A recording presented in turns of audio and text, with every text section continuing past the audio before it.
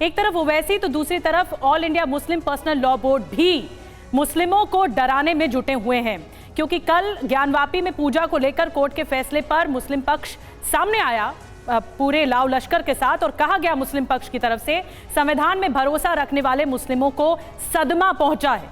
क्या कहना है, सुनिए आप भी। जो ज्ञानवापी मोहल्ले में वाक़ है,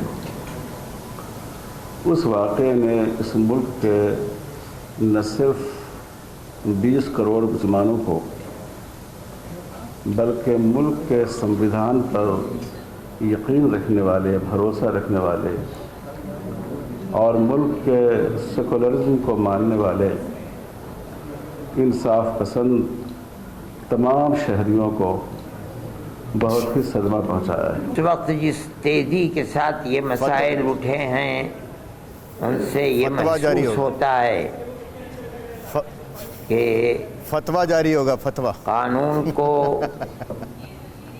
सामने रखकर फैसला करने की जिम्मेदारी जिन कोर्टों के ऊपर है, वहाँ ऐसी लचक और ढील पैदा हुई है कि जो लोग इबादतगाहों पर कब्जा करने का प्रोग्राम चाहते थे, उनको सहूलत और आसानी मिल रही है। तो सैफुल्लाह रहमानी साहब को आपने सुना, जो कि all India Muslim personal law board के अध्यक्ष हैं। अरशद मदनी कल मौजूद थे, कमाल फारूकी मौजूद थे, और तमाम जो मुस्लिम नेता हैं उन्होंने एक जॉइंट प्रेस कॉन्फ्रेंस की और यह बात कही कि जो मौजूदा दौर है, जिस तरह की सियासत हो रही है, जिस तरह के फैसले हो रहे हैं, उससे एक तरह का डर है मुसलमानों में। ज्ञानवापी में पूजा और मुस्लिम पक्ष इससे खफा, तो क्या आने वाले वक्त में बात बिगड़ जाएगी? AIMPLB की तरफ से क्या कहा गया? मुस्लिम पर्सनल लॉ बोर्ड कह रहा है कि अल्पसंख्यकों को न्याय नहीं मिलेगा, यह बात कही गई है। मुसलमानों के सब्र का इम्तिहान कब तक आखिर मुसलमान सब्र करें, इस तरह की बात की गई। मुसलमानों के साथ दुश्मनों जैसा व्यवहार किया जा रहा है, निधि, यहां तक कह दिया गया। बिल्कुल, और बात इतनी ना बिगड़े कि खराब हो जाए। देखिए, ये बहुत बड़ा बयान है जो all India Muslim personal law board की तरफ से कहा जा रहा है। अवनीश अवस्थी जी, मैं आपके पास आ रही हूँ। हमने ओवैसी को भी सुना, हमने all India Muslim personal law board के प्रतिनिधित्व जो कर रहे थे उनको भी सुना, रहमानी साहब को भी सुना, और साफ तौर पर यह बताने की कोशिश है। ओवैसी तो ये तक कह रहे हैं कि जब आप खुद कह रहे थे कि 1993 के बाद से वहां पर पूजा नहीं हो रही थी, तो कम से कम 30 दिन का नोटिस देना था, अपील करने के लिए नोटिस देना था, वो भी नहीं दिया गया। अब जब तक प्रधानमंत्री मोदी सामने नहीं आ जाते इस बात को क्लेरिफाई करते हुए जो प्लेसेस ऑफ वर्शिप एक्ट है, तब तक ये कंफ्यूजन रहेगा ही। तो ये नैरेटिव सेट किया जा रहा है क्या? निधि जी, पहले तो मैं रशीदी साहब की एक बात का जवाब दे दूंगा, जिन्होंने कहा भाई संविधान में ऐसी कोई धारा नहीं है कि आप एक को दो और दूसरे को ना दो, तो ये तो संविधान के हिसाब से काम कर रहे हैं। आज रशीदी साहब ने कहा कि सरकार पूरी तरीके से संविधान का पालन कर रही है। वो तमाम लोग जो यहाँ से वहां तक यात्रा कर रहे हैं कि संविधान खतरे में, संविधान को तोड़ा मरोड़ा जा रहा है, वो बड़ी साफ सी बात है कि संविधान के हिसाब से काम हो रहा है। आज खुद रशीदी साहब ने माना कि हाँ, ये सरकार संविधान, भैया देखो मैं बीच में नहीं बोलता ना रशीदी साहब, अभी थोड़ा सा टेढ़े भी हो गए थे आप।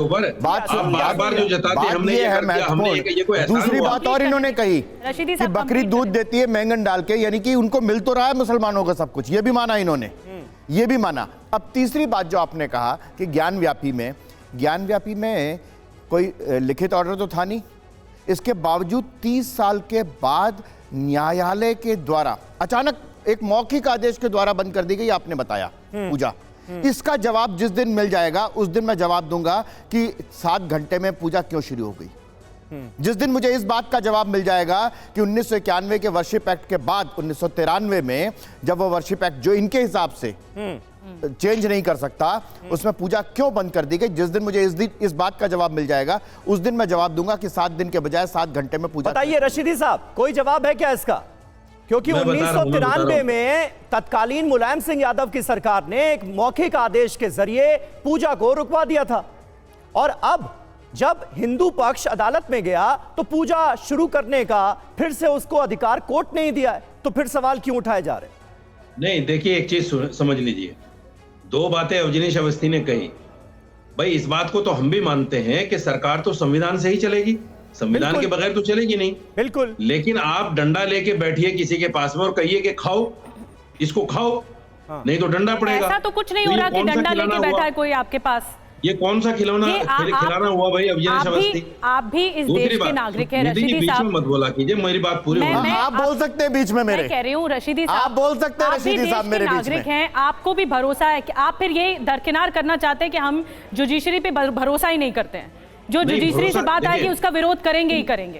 सुनिए सुनिए, विरोध नहीं करना, हम विरोध नहीं कर रहे हैं। क्या हम अभिव्यक्ति की आजादी हमें है कि नहीं है? हम बिल्कुल विरोध है, नहीं कर रहे हैं। बिल्कुल है, भारत के हर नागरिक को है। अपनी अभिव्यक्ति बात कंप्लीट करें हम आप। सिर्फ ये कह रहे हैं हाँ। कि जैसे बाबरी मस्जिद में हुआ, तमाम सबूत जमा होने के बावजूद मुसलमानों के लिए फिर जगह राम मंदिर को दे दी गई।